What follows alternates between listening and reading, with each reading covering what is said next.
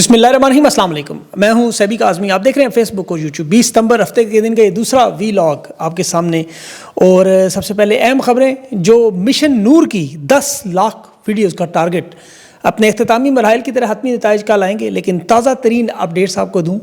آج آپ کے بھائی نے بھی اذان دی ہے، وہ آپ لوگوں نے دیکھ لی ہوگی، اور باقی تمام لوگوں کی طرف یہ کاوش تھی۔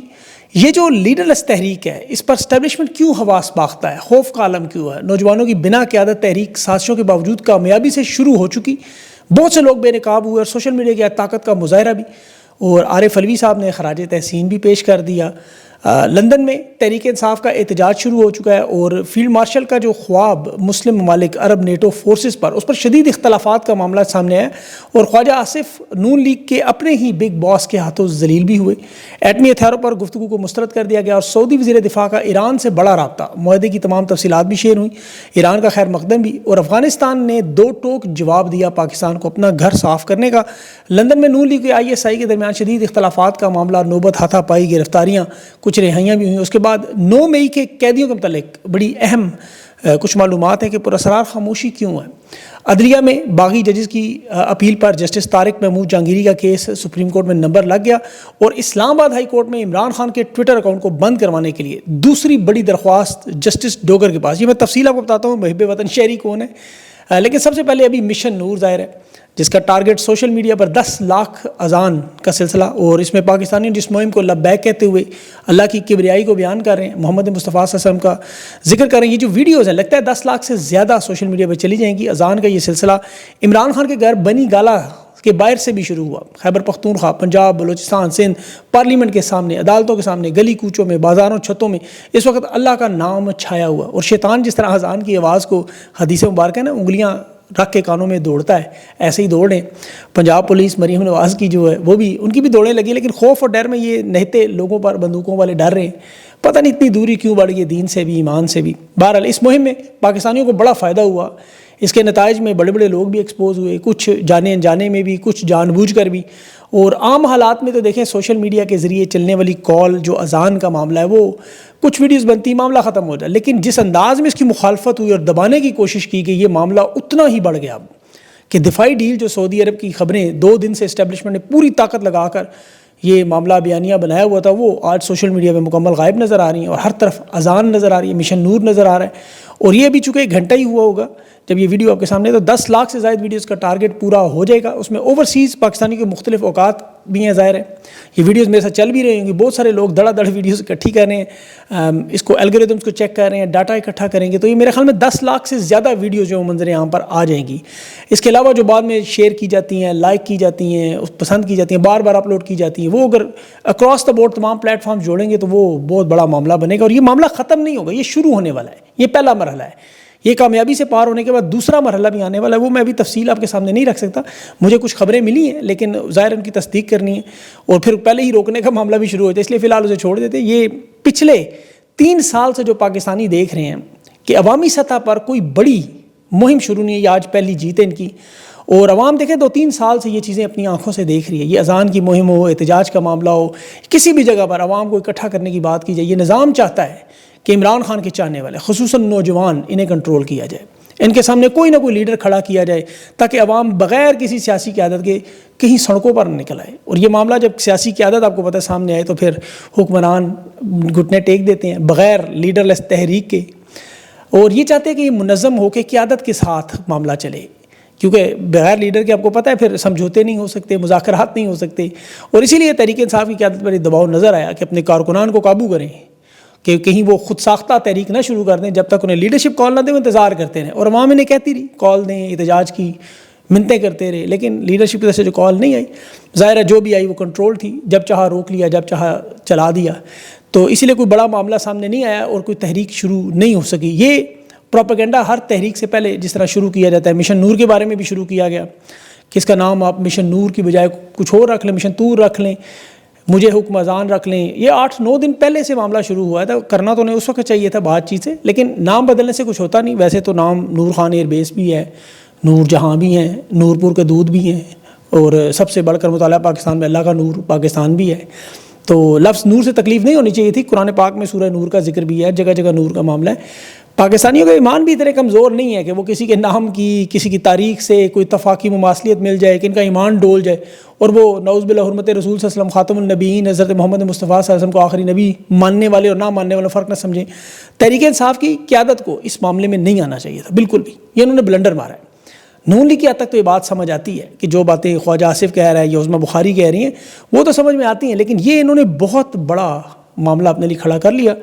جو رہنما بھی ان کے دیکھیں سینیٹر نور الحق قادری صاحب, اب ان کا اپنا نام نور ہے, وہ نور کہاں سے نام بدلیں گے, وہ کہہ رہے ہیں نام بدلیں, قرآن پاک کو نور کرا دے. بلکہ مولانا حمزہ صاحب کی 20 ستمبر کی تاریخ سے وہ امام نام نہیں مجھے یاد آ رہا, ان کے حوالے سے انہوں نے کہا ہے کہ یہ ربیع الاول کے مہینے میں رسول اللہ صلی اللہ علیہ وسلم کی جو تشریف آوری تھی 14ویں صدی میں انگریزی تاریخ کے مطابق یہ 20 ستمبر سن 622 بنتا ہے. تو تاریخ کو دیکھیں بدلنا یا نام کو بدلنا مسئلہ نہیں ہے. انہیں سب سے بڑا مسئلہ یہ ہے کہ نوجوان کہیں اکٹھے نہ ہو جائیں. یہ مرحلہ کامیاب ہوگا جو نظر آ رہا ہے, تو پھر اگلی تحریک میں کیا ہوگا, اس سے اگلی میں کیا ہوگا. ویسے تو حمود الرحمان کمیشن میں آپ کو پتہ ہے نور جہاں کا ذکر بھی ہے, وہ نام چاہتے تو بدل لیتے, لیکن اب تحریک انصاف نے 20 سے 24 تک ربیع الاول کے اختتام پر اذان کا سلسلہ وہ بات کی ہے کہ وہ کرنا چاہیے. اور میرے خیال میں رہنماؤں کی اب باری ہے ان کی, قومی اسمبلی, صوبائی اسمبلی, سینٹ میں, یہ اب اس سلسلے کو کر کے دکھائیں عوام کی طرح. انہیں 20 ستمبر پر اعتراض ہے تو 21 ستمبر سے 24 تک کر لیں. مشن نور پر اعتراض ہے, اس کا نام اپنی مرضی سے رکھ لیں. لیکن اب جو تازہ ترین ٹویٹ عارف علوی صاحب کی سامنے آئی, جو سابق صدر ہیں, انہوں نے کہا اذان کا وقت قریب ہے. یہ اس سے پہلے کی بات ہے, یہ مہم کامیاب ہوگی. جس نے شروعات کی اسے خراج تحسین پیش کرتا ہوں سب لوگوں کو, اور اللہ انہیں اجر دے. اور اس میں انہوں نے برکت کی بھی دعائیں کی ہیں اور عوام کی نجات کی بھی اس فتح سے دعائیں کی ہیں. میرے خیال میں باقی لوگوں کو بھی عارف علوی صاحب کا فالو کرنا چاہیے, بجائے سامنے کھڑے ہو کر اس کی مخالفت کریں. اس طرح آواز حق اگر بڑھتی رہے گی تو ظاہر ہے ورنہ تنقید ہوگی, اور آپ کو پتہ ہے بڑی ٹھیک ٹھاک ہوگی. سوشل میڈیا آپ کو پتہ ہے ایک پیج پہ ہے اس معاملے پر, اور یہ بڑی اچھی بات ہے کہ عوام کی آواز سننی چاہیے. علامہ ناصر عباس صاحب نے بڑی زبردست ٹویٹ کی ہے. قرآن پاک کی آیت سورہ صف کی جو 8ویں 9ویں آیت ہے, اس کا ترجمہ اللہ کے نور کو اپنی باتوں سے جو بجھانے کی لوگ کوشش کرتے ہیں, اللہ نور کو مکمل کرے گا چاہے کافر ناخوش ہوں. اور رسول اکرم صلی اللہ علیہ وسلم کی ہدایت اور دین حق کے ساتھ بھیجنا, یہ وہی آواز ہے. اس کی انہوں نے حمایت کی کہ اللہ ہماری دلوں کو نور سے بھر دے. تو یہ میرے خیال میں یہ بڑا اہم معاملہ تھا. باقی لوگوں کو بھی اس کی طرف توجہ دینی چاہیے, ہمت افزائی کریں, ہمت توڑنے کی کوشش نہ کریں. علی مین گنڈا پور صاحب کی ابھی بہت بڑی دیکھیں سٹیٹمنٹ اور بیان میں سن رہا تھا. وہ بجائے یہ کہیں کہ پورا پاکستان آئے گا, یہ لیڈر ہیں ظاہر ہے, لوگ ان کی سٹیٹمنٹس دیکھتے ہیں, وہ کہہ رہے ہیں کہ جی 1 کروڑ لوگوں کی میں 27 ستمبر کو میزبانی کے لیے تیار ہوں پشاور جلسے میں, لیکن 1 کروڑ لوگ آئیں گے نہیں, کیونکہ 14 اگست کو بھی نہیں آئے, 5 اگست کو بھی نہیں آئے. انہیں یاد نہیں ہے شاید, لوگ آئے تھے, دنیا نے دیکھا تھا. اور یہ کہتے ہیں مجھے کہا جاتا ہے جلسے کرو, انتظامات کرو, لوگ نکلتے نہیں. لوگ نکلے تھے 3 دفعہ. علی مین گنڈا پور صاحب کی یاداشت کمزور ہے, 3 دفعہ لوگ نکلے, مارے بھی کھاتے رہے, گولیاں بھی کھاتے رہے, اور 3 دفعہ عین موقع پر لوگوں کو چھوڑ کر نکلنے والے بھی سب کو پتہ ہے. 12 ضلع کراس کرنا, وہ سارا معاملہ آپ جانتے ہیں. اب دوسری طرف دیکھیں 1 کروڑ لوگوں کی یہ بات کرتے ہیں, تو 1 کروڑ لوگ تو فلسطین کے لیے نہیں نکلے کبھی. دنیا میں کبھی کسی انقلاب میں 1 کروڑ لوگ نہیں نکلتے. دنیا میں جہاں بھی آپ انقلاب دیکھ لیں اس طرح کے جو خلوص نیت سے آئے ہوں, مثلا فرانس کا انقلاب دیکھ لیں, پورا یورپ اس میں ہلا کے رکھ دیا, 5 لاکھ لوگ بھی نہیں تھے. بنگلہ دیش کی آزادی میں جو آپ کو نظر آیا احتجاج تھا, چند نوجوانوں سے شروع ہوا. پورے ملک میں 24 کروڑ کی 22 کروڑ کی آبادی میں 10 لاکھ لوگ بھی نہیں تھے. ابھی جو نیپال کے بادشاہ کے خلاف نکلے 2006 میں بھی, ابھی بھی 1,60,000 لوگ تھے ٹوٹل. انڈونیشیا میں سہارتوں کی حکومت دیکھ لیں, وہاں بھی 5 لاکھ لوگ بھی نہیں بنتے. تو انقلاب میں دیکھیں نمبرز گیم نہیں ہوتی, یہ 5% آبادی کافی ہوتی ہے باقی لوگوں کے تحفظ کے لیے. دنیا کی پھر کوئی حکومت اور فوج انہیں نہیں روکتی. ایران کا انقلاب ہو, دنیا کی تاریخ کا سب سے بڑا انقلاب تھا, بادشاہ کو ملک چھوڑنا پڑا, اس میں بھی آبادی کا 10% تھا. مشکل سے 40-50 لاکھ لوگ تھے, جو بہت بڑی تعداد ہے, اس میں کوئی شک نہیں. لیکن یہ لاکھوں ہزاروں کا معاملہ نہیں, یہ چند ہزار لوگ ہی کافی ہوتے ہیں. ابھی ان کے ایک ٹاؤٹ سیاستدان کہہ رہے تھے جی 5 وقت کی اذانیں ہوتی ہیں, بے وقت کی اذانیں تو مرغا دیتا ہے. بندہ پوچھے آپ کی پیدائش کے وقت کیا مرغے نے اپنے کان میں اذان دی تھی؟ مشرف کے دور میں لال مسجد میں ہم نے دیکھا تھا آپریشن ہوا, کئی شہروں میں عوام نے اذانیں دی. ان سے تو انقلاب اذانوں سے ہوگا. لیکن ثانیہ ماڈل ٹاؤن میں لوگوں نے جب گولیاں برساتی مساجد میں اذان دیں, یا جو پشاور میں APS ہوا اذانیں دی, تو کیا ان سے وہ معاملات حل ہو گئے؟ سوال تو یہ پیدا ہوتا ہے نا کہ کیا اذان دینے سے انگریز کے دور میں ہو, بر صغیر میں ہو, فلسطین میں ہو, کشمیر میں ہو, ترکی میں ہو, یہ ایک مزاحمت کا طریقہ ہے. یہ بہت سے اہم واقعات موجود. تو بجائے تنقید کرنے کے جو اب جس کے جواب میں اب میمز بھی یہ دیکھ رہے ہیں لوگوں کی, لوگ تو سوال پوچھنے لگے کہ مسلمانوں کے ایمان کا فیصلہ عظمہ بخاری اور خواجہ آصف کریں گے. بہرحال انہیں سوچنا چاہیے, یہ بڑا ان کے لیے آج جو مشن نور کا معاملہ ہے یہ تحریک انصاف کی قیادت کے لیے بہت بڑا سوچنے کا معاملہ ہے. اب یہ بیٹھ کے سوچیں سے. خان کو اطلاع ملے کہ میں آپ کو یقین دلاتا ہوں عمران خان خراج تحسین پیش کریں گے, اور خان کے ٹویٹر پر پیغام بھی آ جائے گا, بیان بھی آ جائے گا. اور اس وقت دیکھیں خان کا ٹویٹر جو ہے وہ بڑی سخت انہیں تکلیف ہے اس وقت سے بند کرنے کی. اسلام آباد ہائی کورٹ میں ایک دفعہ پھر دوسری دفعہ نامعلوم محب وطن غلام مرتضیٰ خان نام ہے اس بندے کا, دوسری دفعہ ہے, لیکن ایسے نامعلوم آپ کو پتہ ہے سب جنہیں معلوم ہے پوری دنیا جانتی ہے, درخواست گزار کہہ رہا ہے کہ عمران خان کا ٹویٹر اکاؤنٹ بند کریں جی. اسلام آباد ہائی کورٹ میں پہنچ گیا, اور عین ممکن ہے یہ درخواست ظاہر ہے سرفراز ڈوگر کے سامنے لگے گی, اور ڈوگر کورٹ اکاؤنٹ بند کرنے کے احکامات بھی ہو سکتا ہے ریاست کے وسیع مفاد میں نازک موڑ پر, کیونکہ آپ کو پتہ چل رہے ہیں, دے سکتی ہے. سوال یہ پیدا ہوتا ہے کہ کیا ہائی کورٹ کا یہ حکم نافذ العمل ہو سکتا ہے؟ اسلام آباد ہائی کورٹ ہو یا کوئی بھی ہائی کورٹ ہو, حکم تو دے سکتی ہے سوشل میڈیا بلاک کرنے کا پی ٹی اے کو, پاکستان ٹیلی کمیونیکیشن کو, کیونکہ ٹویٹر کو بند کرنے کے لیے ایکس کو بند کرنے پورا پلیٹ فارم بند کرنا پڑتا ہے. یہ اس کے ہیڈ کوارٹر کو ایلن مسک کو حکم نہیں دے سکتے. سوشل میڈیا پر انہوں نے پہلے بھی پابندیاں لگائیں, الیکشن سے پہلے 2023 میں, پھر الیکشن کے بعد 2024 میں بھی مخصوص اکاؤنٹ بند کیے, پورا پلیٹ فارم بند کیا.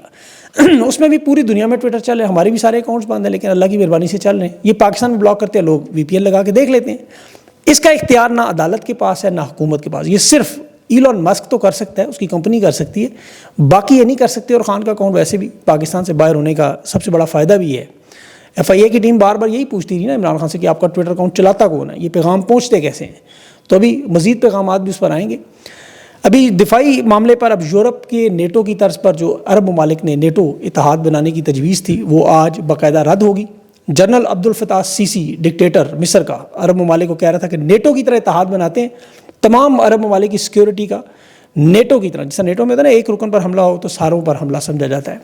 یہ ایسا ہی کام کرنا چاہ رہے تھے, لیکن دوحہ کانفرنس میں قطر اور عرب امارات ان دونوں نے اس کی تردید اور مخالفت کی ہے. اور وجہ یہ سامنے آئی کہ نیٹو کی قیادت کے لیے ایک طرف سعودی عرب نے اعلان کیا ہم سربراہ بنیں گے, تو دوسری طرف مصر کے جنرل عبد الفتاح سیسی کہنے لگا نہیں سربراہ تو نیٹو کا میں بنوں گا. تو پھر ظاہر ہے وہ کہتا ہے میں مصر کا فیلڈ مارشل ہوں, مصر کی فوج ہے میرے پاس, اتحادی یہ جو سربراہی ہے مجھے دیں. تو وہاں پھر چراغوں میں روشنی نہ رہی, معاملہ دب گیا, ختم ہو گیا. سعودی دفاعی معاملے پر بڑی ڈیولپمنٹ جو ہوئی وہ سعودی عرب نے, یہ وزیر دفاع نے باقاعدہ ایران کو یہ دفاعی معاہدہ تفصیلات سے آگاہ کیا, پوری بریفنگ دی کہ اس دفاعی معاملے میں کیا کیا شامل ہے. اس پر ایران نے شکریہ ادا کیا, نیک تمناؤں کا اظہار کیا کہ تمام اسلامی ممالک میں ایسا اتحاد ہونا چاہیے, اسرائیل کی جارحیت کو روکنے کے لیے ہمیں عملی قدم اختیار کرنے پڑیں گے. لیکن میرے خیال میں شاید اس وقت عرب دنیا, آپ کو پتہ ہے اسرائیل کے سامنے کھڑا ہونا وہ ایک بڑا مختلف معاملہ ہے. اور دوسرا اس پہ جو اسحاق ڈار کی وزارت خارجہ نے اپنے ہی وزیر دفاع ایٹمی ہتھیاروں کے متعلق جو مکمل بیان تھا وہ لاتعلقی قرار دے دیا کہ پاکستان کے جوہری ہتھیاروں کے تحفظ میں کوئی بیرونی خطہ بشمول سعودی عرب بڑھانے کی کوئی تصدیق نہیں. خواجہ آصف نے ٹاک شوز میں بیانات دیے تھے, انہوں نے کہہ دیا یہ انفرادی بیانات ہیں, سیاق و سباق سے ہٹ کے ہیں. پاکستان کا جو جوہری نظریہ ہے وہ فل اسپیکٹرم کریڈیبل ڈیٹرنس کی طرف ہے. اس میں پاکستان کو جو لاحق خطرات ہیں وہ مشرق وسطیٰ کے خطے یا کسی دوسرے ملک کے جوہری تحفظ کے فراہم کرنے پہ معاملے پر نہیں ہیں. ہم صرف خود مختار ہیں, اور یہ بھارت کے معاملے میں جو کمانڈ اینڈ کنٹرول سسٹم اور اسٹریٹجک صلاحیتیں اس کے لیے استعمال ہوں گی, اور کہیں بھی نہیں. اپنے دفاع میں ہم اس کو کبھی بھی پھیلائیں گے نہیں. یہ معاملہ کیا کہ انہوں نے سعودی عرب سمیت یہ جو معاملہ تھا کہ ایٹمی ہتھیار جا رہے ہیں اسے جواب دیا ہے. اب دیکھیں وزیر دفاع جیسا بندہ اس پوزیشن پر اتنا غیر سنجیدہ اتنا بڑا بیان, اور پھر اس بیان دنیا میں کہیں اور ہوتا ہے ایسا بیان تو اب تک استعفیٰ آ جاتا. یا پھر انہوں نے ڈیمیج کنٹرول کرنے کی کوشش کی ہے کہ سعودی عرب کو جو دے رہے ہیں ایٹمی ہتھیار, اس پہ دیکھیں ایسا دنیا بھر میں امریکہ, یورپ یا بھارت وہ اس بیان کو جوہری پھیلاؤ کی دھمکی سمجھتے ہیں. پھر سخت پابندیاں, دباؤ, وہ سارا معاملہ شروع ہوتا ہے. اسی لیے یہ وضاحت جاری کی گئی. لیکن کیا یہ صرف سیاسی بیان ہے یا اصل میں کیا ہے؟ کیونکہ امریکہ, برطانیہ اور ان لوگ ممالک انہوں نے یقین دلایا ہے کہ ہماری جوہری پالیسی بدل نہیں رہی. اور پاکستان کو دیکھیں پہلے بھی غیر سفارتی غیر محتاط بیانات کا سامنا کرنا پڑا, جیسے وہ آدھی دنیا تباہ کر دیں گے, ہم ٹرک ہیں کوڑے کا, وہ شائننگ مرسڈیز ہیں.